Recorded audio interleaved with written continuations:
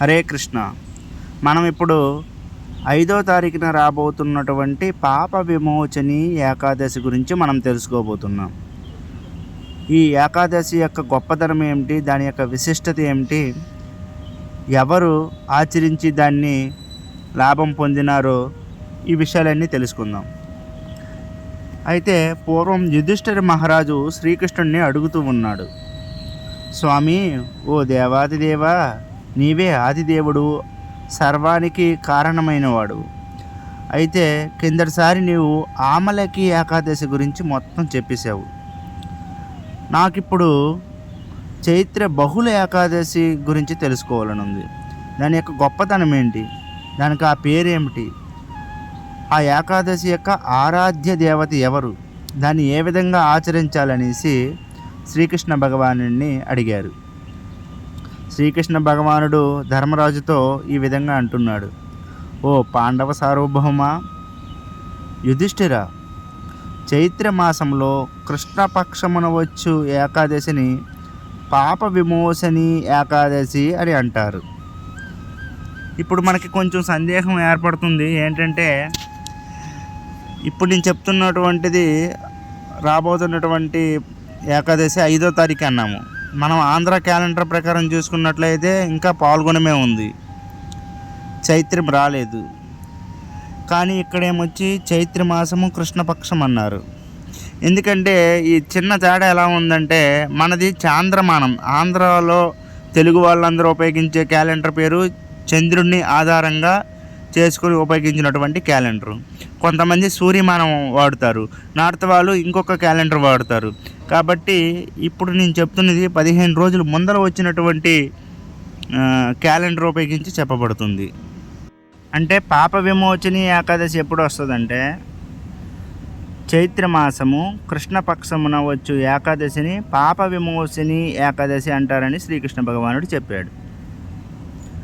అయితే దాని గురించి ఆల్రెడీ పూర్వమే మంధాత అనేటటువంటి చక్రవర్తి లోమస మహర్షిని ఎలాగైతే యుధిష్ఠిరుడు అడిగాడో అదేవిధంగా మందాత చక్రవర్తి కూడా అడిగాడు. అప్పుడు ఆ లోమస మహర్షి ఏం చెప్పాడో శ్రీకృష్ణ భగవానుడు చెప్తున్నాడు. ఒకనాడంట మందాస అనేటటువంటి చక్రవర్తి లోమస అనేటటువంటి మహర్షిని సమీపించి ఆయనకి నమస్కరించి, ఓ మునివర్య, ఉత్తమమైనటువంటి ఏకాదశి మహత్యమును, దాన్ని అనుసరించేటటువంటి విధానాన్ని నాకు చెప్పవా అనేది ప్రార్థించాడు. లోమస మహర్షి అత్యంత కరుణతో రాజుతో, ఓ రాజాజీ రాజా, నీవు చాలా గొప్పవాడివి, అన్ని నియమ నిబంధనలను పాటిస్తున్నావు, ధార్మికుడివి. కాబట్టి ఇటువంటి ఉత్తమమైనటువంటి ప్రశ్నకి సమాధానం విను. చైత్ర బహుళమున వచ్చినటువంటి ఏకాదశి అనేది చాలా ఉత్తమమైనది. దాన్నే పాప విమోచన ఏకాదశి అంటారు. అది ఎటువంటి పిశాచములనైనా సరే, ఎటువంటి పాపాలు చేసేవాడినైనా సరే అతి భయంకరమైనటువంటి బాధల నుంచి, కష్టాల నుండి బయటపడవేయగలదు. ఓ పురుష సింహమా, ఈ ఏకాదశి మానవులకు అదృష్ట సిద్ధుల్ని సమకూర్చి కోరిన కోరికలన్నింటినీ కూడా తీర్చేస్తుంది. సర్వ పాపముల నుండి కూడా విముక్తి పొందించి పవిత్రుడిగా చేసి మోక్షాన్ని ఇస్తుంది. కాబట్టి అటువంటి ఏకాదశిని నువ్వు పాటించినట్లయితే నీకు మేలు చేకూరుతుంది. కాబట్టి దానికి సంబంధించిన కథ ఒకటి చెప్తాను, దాన్ని విను అనేసి ఆ లోమస మహర్షి చెప్పడం జరిగింది. పూర్వం చిత్రరథుడు అనేటటువంటి ఒక గంధర్వరాజు వసంతకాలం రాగానే భూలోకం చాలా బాగుంటుంది, భూలోకంలో అప్పుడే అన్నీ కూడా చిగురిస్తాయి, చాలా ఆనందంగా ఉంటుంది, అక్కడ కాయలు, పండ్లు, మంచి సువాసన కలిగినటువంటి పుష్పాలు అన్నీ ఉంటాయి. కాబట్టి అక్కడికి వెళ్ళినట్లయితే బాగా ఎంజాయ్ చేయొచ్చు అనేసి అనుకున్నాడు. వెళ్ళేటప్పుడు ఆయనతో పాటు అనేకమైన సౌందర్యవంతులైనటువంటి అప్సరసలను కూడా తీసుకెళ్ళిపోయి బాగా ఆనందిస్తూ ఉన్నారు. ఇంకా వాళ్ళ ఆనందానికి హద్దులు లేవు. బాగా ఆనందిస్తున్నటువంటి సమయంలో అడవనిగాన ఆ రోజుల్లో ఎలాగా మునిలు ఎక్కువగా ఉండేవాళ్ళు. మునులు, ఋషులు తపస్సు చేసుకుంటూ ఉండేవాళ్ళు అడవుల్లో. ఈ చిత్రరథుడు అనేటటువంటి గంధర్వరాజు సమయం దొరికింది కదా, హాలిడేస్ అన్నట్టు ఆడవాళ్ళని తీసుకెళ్ళిపోయి అక్కడ బాగా ఎంజాయ్ చేస్తూ ఉన్నాడు. అయితే ఆ ప్రాంతంలో చాలా మంది ఋషులు, యోగులు ధ్యానం చేసుకుంటూ ఉన్నారు. ఈ చాలామంది అప్సరసలు ఉన్నారు కదా, వీళ్ళలో ఒక మంజు ఘోష అనేటటువంటి అప్సరస అంట అత్యంత సౌందర్యవతి, అతిలోక సౌందర్యవతి అంట. అంత అందగడితే అక్కడే జపం చేసుకుంటూ ధ్యానం చేసుకున్నటువంటి ఒక ఋషిని చూసిందంట. ఆ ఋషి పేరు మేధావి అనేటటువంటి ఋషి. ఆ ఋషిని చూసిగాన అబ్బా ఈయన ఎంత అందంగా ఉన్నాడు రా బాబు అనుకుంది. చాలా మోహానికి గురైంది. ఎలాగైనా సరే ఈ ఋషితో నేను ఉండాలి అని అనుకుంది. కానీ ఒక భయం ఉంది. ఒకవేళ ఈ ఋషి దగ్గరికి వెళ్ళామనుకోండి, ఈయన ధ్యానంలో జపంలో ఉన్నాడు, ఈ ఋషికి తపోభంగం కలిగినట్లయితే నన్ను శపించేస్తాడు. ఆల్రెడీ దేవతల ద్వారా పంపించినటువంటి అనేక అప్సరసుల్ని చాలామంది ఋషులు శపించేశారు, నాకు కూడా ఈయన శపిస్తే మళ్ళీ ఎలా అనేసి భయపడింది. అయినప్పుడు కూడాను కామం ఉండడం వల్ల ఎలా అయినా సరే ఆ ఋషిని వశపరుచుకోవాలి అని మంజుష ఘోష అనేటటువంటి అప్సరస అనుకున్నది. ఆ మంజుఘోష అనేటటువంటి అప్సరస ఎలాగైనా సరే వశపరుచుకోవాలనేసి అనేక రకాలైనటువంటి డ్రామాలు వేసింది. ఒక్కోసారి అటు తిరిగింది, ఇటు తిరిగింది, వయ్యారంగా నడిచింది.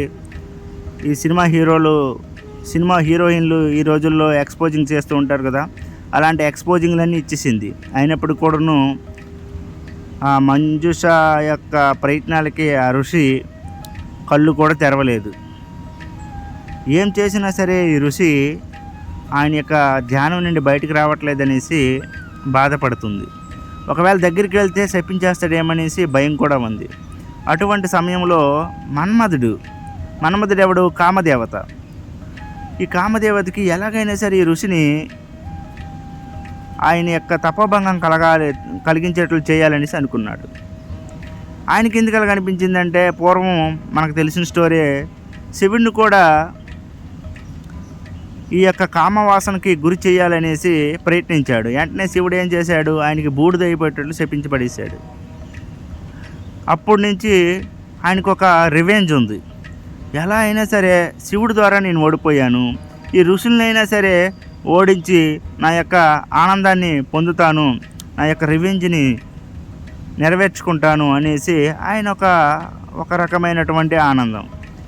అయితే ఎప్పుడైతే ఈ విధంగా అనుకున్నాడో, ఇదే మంచి అదును అనేసి మంజుఘోష యొక్క కనుబొమ్మలలోకి ప్రవేశించి ఆ కనుబొమ్మల్నే బాణంగా మార్చి ఆమె యొక్క చూపులే ఒక ధనస్సు బాణంలాగా ఏర్పాటు చేసుకొని ఆ యొక్క మేధావి అనేటటువంటి ఋషి మీదకి ప్రయోగించడం జరిగింది. ఆమె అనేక రకాలైనటువంటి బాణాలని ఏర్పాటు చేశాడు. ఆ యొక్క బాణాలు ఎప్పుడైతే ఈ మేధావి అనేటటువంటి ఋషికి తగిలినాయో, ఆయన ఒక్కసారి కళ్ళు తెరిచాడంట. కళ్ళు తెరిచి చూడగానే ఆయనకి కనిపించింది ఎవరంటే ఈ మంజుఘోష అనేటటువంటి అప్సరస. ఈ మేధావి అనేటటువంటి ఋషి ఎవరో కాదు, చవునుడు అనేటటువంటి మహా తపస్వి అయినటువంటి ముని యొక్క కుమారుడు. ఆ చవునుడు ఎప్పుడూ కూడా సమాధి స్థాయిలో ఉంటాడు. బాహ్యమైనటువంటి అందాలకి ఎప్పుడు కూడా గురికాడు. అటువంటి గొప్పవాడికి కుమారుడు ఈ మేధావి. కానీ ఎప్పుడైతే కళ్ళు తెరిచాడో ఆ మంజుష యొక్క ఆనందానికి, మంజుష యొక్క ఆమె యొక్క శరీర అవయవాల స్థితికి లొంగిపోయాడు. ఇంత అందమైన స్త్రీని నేను ఎప్పుడు చూడలేదనేసి వెంటనే ఇక ఆమెతో రోజులు గడుపుతూ ఉన్నాడు.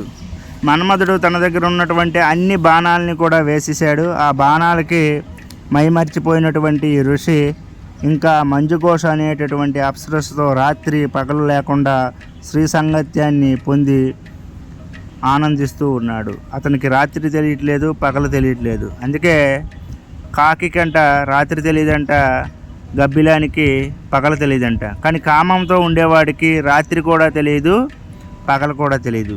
అందుకు ఈయన కామంతో బాగా ఉన్నాడు కాబట్టి రాత్రి పగలు లేకుండా ఆ స్త్రీతో ఎంజాయ్ చేస్తూ ఉన్నాడు. స్త్రీ అనేది ఎంతటి గొప్పవాడినైనా సరే పతనం చేస్తుంది అనేసి ఇక్కడ చెప్పబడింది. స్త్రియా చరిత్రం పురుషస్య భాగ్యం దైవో విజానాతి కుతో మనుష్య అనేసి. స్త్రీ యొక్క చరిత్రం, ఆమె యొక్క నడవడి, ఆమె మనస్సు అదేవిధంగా పురుషుల యొక్క అదృష్టము దేవతలు కూడా తెలుసుకోలేరంట. ఇంకా మనుషులు ఎట్లా గ్రహించగలరు? ఎందుకంటే స్త్రీ ఏం ఆలోచిస్తుందో ఎవరికీ తెలియదు, ఆ మనసులో ఏముందో ఎవరికీ తెలియదు. బయటికి ప్రవర్తించేది ఒకటి, లోపల ఉండేది ఇంకోటి అనేసి అంటున్నారు. అదేవిధంగా పురుషులకంట మగవాళ్ళకి అదృష్టం ఎప్పుడు వస్తుందో ఎప్పుడు పోతుందో తెలియదు. ఈ రెండు కూడా దేవతలు కూడా కనిపెట్టలేరు, కాబట్టి మనుషులు ఎలా కనిపెట్టగలరు అనేసి ఈ శ్లోకం ద్వారా మనం తెలుసుకోవచ్చు. అయితే ఈ మేధావి అనేటటువంటి ఋషికి అసలు రాత్రి పొగలు తెలియడం లేదు కదా. అనేక సంవత్సరాలు గడిచిపోయినా సరే ఒక్క రోజులాగా ఒక్క క్షణంలాగా అనిపించిందంట.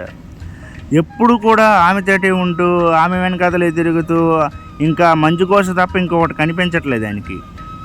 అలా కొన్ని సంవత్సరాలు గడిచిన తర్వాత మంచుకోసకి కొంచెం విరక్తి వచ్చి, నాయన ఎలాగోలాగా ఇక్కడి నుంచి వెళ్ళిపోవాలి, నా లోకానికి, గంధర్వ లోకం నాది, ఈ మనుష్య లోకంలో నాకేం పని, ఏదో కొంచెం ఎంజాయ్ చేయాలని వచ్చాము, ఎంజాయ్ చేసాము, అయిపోయింది, ఎక్కడైనా సరే నా లోకానికి వెళ్ళిపోవాలి అనేసి అనుకుంది మనసులో. అప్పుడు ఋషికి అడిగిందంట, అయ్యా ఇంతసేపు మనం ఎంజాయ్ చేశాం కదా, ఇప్పుడు నాకు మా లోకానికి వెళ్ళాలని ఉంది, నాకు సెలవు ఇప్పించవా అంటే, అదేంటి నిన్నే కదా నువ్వు వచ్చావు, ఇప్పుడే వెళ్ళిపోతానంటావేంటి, కొన్ని రోజులు ఉండు ఎంజాయ్ చేద్దాం అనేసి అంటాడు. అది వినిగానే ఈమెకి గుండెలో రాయి పడుతుంది. ఇదేంద్ర బాబు, ఇన్ని సంవత్సరాలు అయిపోయినా సరే నిన్నే వచ్చినావు అంటున్నాడు, ఈయనకి ఇంత కామంలో ఉన్నాడు, ఒకవేళ వెళ్ళిపోతే ఈయన ఎక్కడ చెప్పించేస్తాడేమో అనేసి భయపడుతుంది. అలాగా చెప్పలేక ఇలాగా చెప్పలేక మంచుకోస అనేటటువంటి అప్సరస చాలా భయపడుతూ మళ్ళీ సంవత్సరాలు గడిపింది. అలాగా మళ్ళీ ఇంకెన్ని రోజులు ఇక్కడ ఉంటాను అనేసి ఆ మంచుకోస ఒక విధంగా ధైర్యం తెచ్చుకొని, ఓ రిషేశ్వర, నువ్వు చాలా సంవత్సరాలు నాతో ఎంజాయ్ చేసావు, నా మోహంలో నువ్వు ఉన్నావు, నీవు చేయవలసినటువంటి సంధ్యావందనాలు, జపము, తపస్సులు అన్నీ కూడా విడిచిపెట్టేసావు ఇన్ని సంవత్సరాలు, నువ్వు చవనుడు అనేటటువంటి గొప్ప ఋషి యొక్క కొడుకువి, నీవు ఈ విధంగా ప్రవర్తించకూడదు, కాబట్టి నాకు సెలవు ఇవ్వు, నేను మా లోకానికి వెళ్ళిపోతానని చెప్పగానే అప్పుడు ఈయనకి మొత్తంలా కిందకి దిగింది.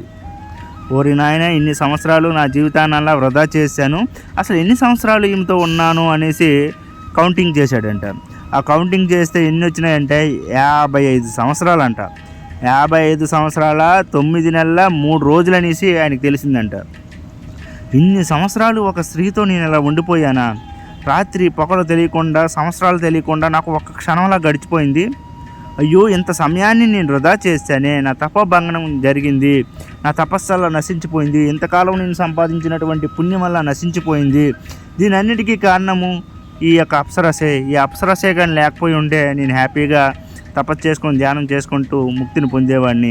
కానీ ఈ తపోభంగం చేసినటువంటి ఈ స్త్రీ కాబట్టి వెంటనే క్రోధోద్భవతుడై, ఓ మంచుకోశ, నా యొక్క తపస్సుకి భంగం కలిగించావు కాబట్టి నువ్వు వెంటనే ఒక పెద్ద పిశాచమై తిరుగుగా కానీ శపించేశాడు. అప్పుడు మంచుకోశ చాలా బాధపడింది. నాయన, ఇన్ని రోజులు నాతో ఎంజాయ్ చేసి ఆనందించినావు, ఇప్పుడు నా మీదే శాపం ఇచ్చినావు, ఇదేమైనా ఒక ఋషికి మంచి నిర్ణయమా, అసలు ఋషయుండి కూడా నాతో ఎంజాయ్ చేసి నాకే ఈ విధంగా శపిస్తావా అనేసి చాలా బాధపడుతూ దయాభిక్ష పెట్టయ్యా అనేసి బతిమాలుతుంది. అప్పుడు బ్రాహ్మణుడు కొంచెం క్రోధాన్ని తగ్గించి, సరే నేను ఇచ్చినటువంటి శాపం మాత్రం పోదు, కానీ ఒక విషయం ఏంటంటే ఎలా తప్పించుకోగలవంటే ఈ యొక్క ప్రాబ్లం నుంచి, నీవు చైత్రమాసంలో వచ్చేటటువంటి కృష్ణపక్షం రోజు ఒక ఏకాదశి వస్తుంది. ఆ ఏకాదశి అనేది సర్వ పాపాలని కూడా పోగొట్టగలదు. ఎటువంటి పాపాన్నైనా సరే నివారించగలిగినటువంటి శక్తి దానికి ఉంది. దాన్నే పాప విమోచన ఏకాదశి అంటారు. కాబట్టి నీవు ఏం చేయాలంటే ఆ ఏకాదశి రోజు నియమ నిబంధనలతో నీవు ఏకాదశిని పాటించినట్లయితే వెంటనే నీకు నీ యొక్క శాపం నుండి విముక్తి పొందుతావు, తర్వాత నీ లోకానికి నువ్వు వెళ్ళిపోవచ్చు అనేసి చెప్పడం జరిగింది. మంచుకోస ఋషి చెప్పినట్లు ఆ ఏకాదశి చైత్రమాసం గురించి వెయిట్ చేస్తూ ఉంది. నెక్స్ట్ మన మేధావి అనే ఋషి కూడా ఉన్నాడు కదా, బుద్ధి వచ్చినటువంటి ఋషి ఇప్పుడు సిగ్గుతో తన తండ్రి దగ్గరికి వెళ్ళాడు, చవన మహర్షి దగ్గరికి. వెంటనే పాదాల మీద పడిపోయి, నాన్నగారు, నేను ఇటువంటి చెప్పుకోలేనటువంటి తప్పుని చేశాను, నాకు తెలియకుండా ఎన్నో సంవత్సరాలు గడిపేశాను. కాబట్టి దీనికి నివృత్తి మార్గం ఏదైనా ఉందా? నన్ను కాపాడండి. ఈ యొక్క తపోభంగం జరిగిపోయింది కాబట్టి మీరే నన్ను కాపాడగలరని చెప్పగానే చవనుడు అత్యంత కృపతో తన కుమారుని చూసి, కుమారా, నీవు పాప విమోచని ఏకాదశి అనేటటువంటి ఏకాదశి ఉంది కదా, నీకు ఆల్రెడీ తెలుసు. ఆ ఏకాదశి రోజున నువ్వేం చేయాలంటే ఉపవాసం ఉండి ఆ ఏకాదశి నియమాన్ని నువ్వు పాటించినట్లయితే నీకు వెంటనే విముక్తి అనేది కలుగుతుంది. కాబట్టి ఆ ఏకాదశిని పాటించయ్యా అనేసి చవనుడు అనేటటువంటి మహర్షి తన కుమారుడికి మేధావికి చెప్పడం జరుగుతుంది. వెంటనే మేధావి కూడా ఆ చైత్రమాసం రాగానే కృష్ణపక్ష ఏకాదశి రోజు ఉపవాసం ఉంచి శ్రీ మహావిష్ణువుకి, దేవాదిదేవుడైనటువంటి శ్రీకృష్ణుడికి అనేక రకాలైనటువంటి పూజలు పునస్కారాలు ఏవేవి చేయాలో అవన్నీ చేసి ఆ యొక్క పాపం నుండి విముక్తుడైపోయాడు. అంతేకాకుండా అదే సమయంలో మంజుఘోష కూడా అప్సరస్ ఉంది కదా, ఆమె కూడా పిశాచ అయినప్పుడు కూడాను వెంటనే మన మేధావి ఋషి ఇచ్చినటువంటి ఆ యొక్క శాపము అక్కడి నుండి ఎలా బయటికి రావాలో తెలిసి ఉంది కాబట్టి ఆమె కూడా చిత్తశుద్ధితో ఉపవాసం ఉండి నియమాలు పాటించింది. దానివల్ల ఆమె కూడా పాప విముక్తురాలై వెంటనే మళ్ళీ గంధర్వం అనేటువంటి దేహాన్ని పొంది తన లోకానికి వెళ్ళిపోయింది. ఈ విధంగా పాప విమోచన ఏకాదశి పాటించడం వల్ల బెనిఫిట్స్ అనేసి ఈ యొక్క స్టోరీ ఎవరెవరో చెప్తున్నారో మనకు తెలుసు కదా. లోమస మహర్షి మంధాత అనేటటువంటి చక్రవర్తికి చెప్పడం జరిగింది. ఈ చక్రవర్తికి చెప్పినటువంటి స్టోరీ అల్లా శ్రీకృష్ణ భగవానుడు యుధిష్ఠిరుడికి చెప్తున్నాడు. అది అసలు విషయం. ఇంకా ఈ స్టోరీ ఎక్కడి నుంచి అయితే ఉందంటే వ్యాస భగవానుడు రచించబడినటువంటి భవిష్యత్తోత్తర పురాణాంతర్గతము నుండి గ్రహించబడింది. భవిష్యత్తు పురాణం నుంచి మనం తీసుకోబడినటువంటి ఈ స్టోరీ ఎవరైతే ఈ ఏకాదశి మహత్యం వింటారో, ఎవరైతే పాటిస్తారో వాళ్ళకి సర్వ పాపహారం, సర్వ పాపాలు కూడా నశించి బ్రహ్మహత్య పాతకమైనా సరే నశించిపోతుందంట. మధుపానము, వ్యభిచార దోషాలైనా కూడా పోగొట్టేటటువంటి శక్తి ఏకాదశికి ఉందంట.